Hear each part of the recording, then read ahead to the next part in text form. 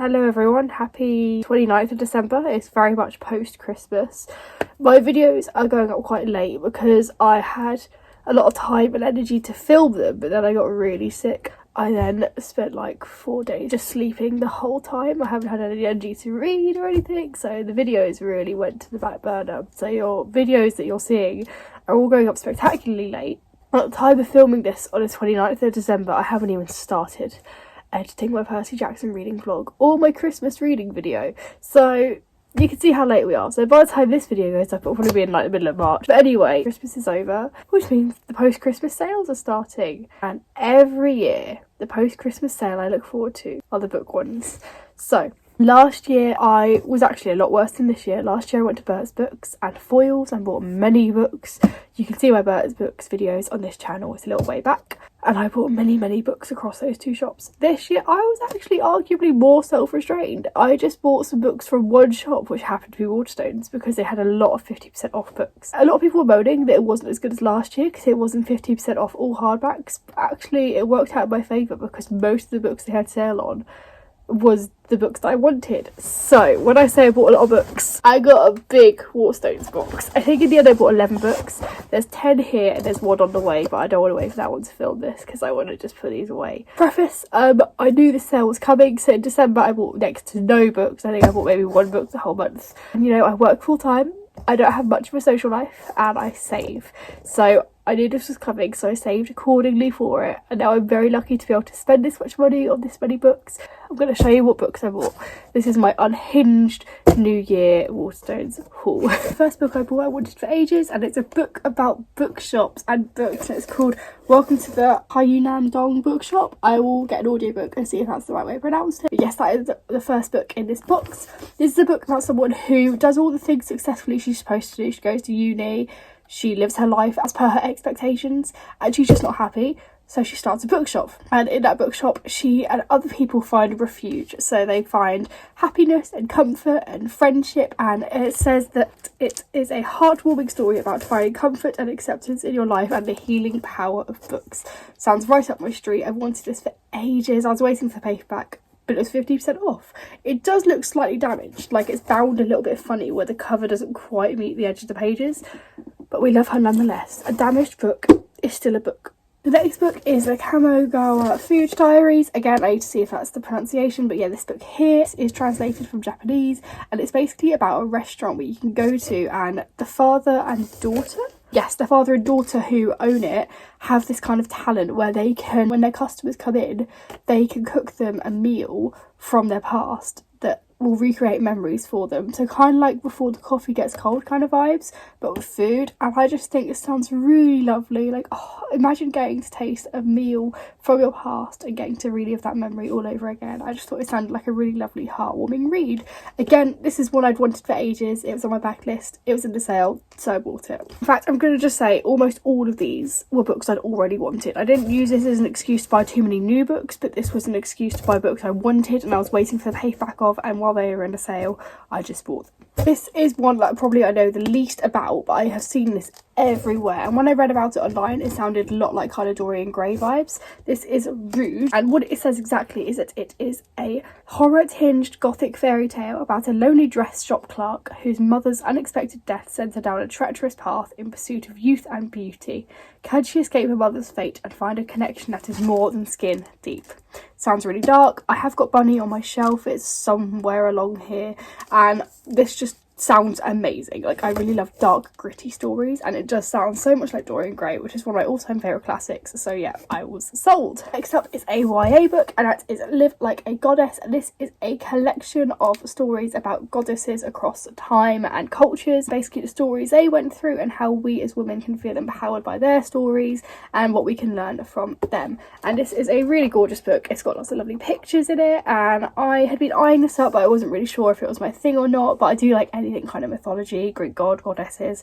This just sounds like a really different type of book to the ones I usually read. So yeah, I thought this sounded great, so I picked this one up. Next up is a book, again, I don't know too much about it, but it's a book about books. So what's not to like? This is the door-to-door bookstore, and it's about an old man who delivers books to people. He knows their preferences, he knows what books to deliver to people, he knows his job, he has got it all under control.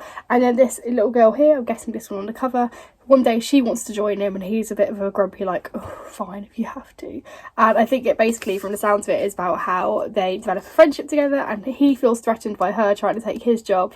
But actually it says it is a heartwarming tale of the value of friendship, the magic of reading and the power of books to unite us all. So it sounds just like a really heartwarming, lovely read about books, which is what not to like. Next is a book called Out There Screaming. I'd wanted this for ages, but why are hardbacks so expensive now? Anyway, this was in a sale, so I bought it. This is an anthology of black horror stories. So it's a collection of authors, all on the back here. I'm not going to read them all out because there's a lot of people there. I don't actually think I've read any of their work, so it'll be nice to hear from some new authors as well and just see what this book has in store. It sounds great. I love a bit of horror. Next is a book I've wanted for a long time, and that is House of Marion. This is blurred by Stephanie Garber, which already tells me it's going to be great because I love Stephanie Garber. But basically this is about a girl who has got some forbidden magic, and if she's found out to have it, she will be killed. So there's one safe place for her to go to run from an assassin, and that is a house. So it's a place for students with this hidden magic to go and train themselves and keep themselves hidden. A secret society for magic, if you will. And basically it's about her realising how hard it is to keep parts of yourself hidden, especially when romantic feelings come into play. So it sounds right up my street. Hidden magic, secret societies, assassins, little bit of romance but not too much. Perfect. Alright, final three. Next up is Herc. I'd wanted this book for so long. The amount of times I nearly bought it and I was like, no, just wait for the paperback.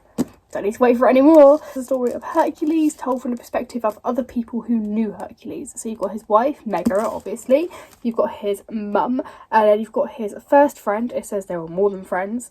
And someone who oversaw his labours, who never asked for the job. His friends, his enemies, his wives, his children, his lovers, his rivals, his gods, his victims. It's time to hear their stories. Anything Greek mythology or any mythology in general, I am so there for it. So yeah. And Hercules I've never read a retelling or a story about, so apart from the Disney film. Next book is one I already have read and already own another edition of, but there were some anniversary editions released and I have the first two in the series in these editions, so I wanted to complete the series but I didn't want to pay the full hardback price, and so when it was in the sale it felt like a sign to me to finally get it now, and that is Queen of Air and Darkness by Cassandra Clare. I love Cassandra Clare, I love her books, I love this series specifically, it's brilliant, it's so well done, and these anniversary editions are stunning.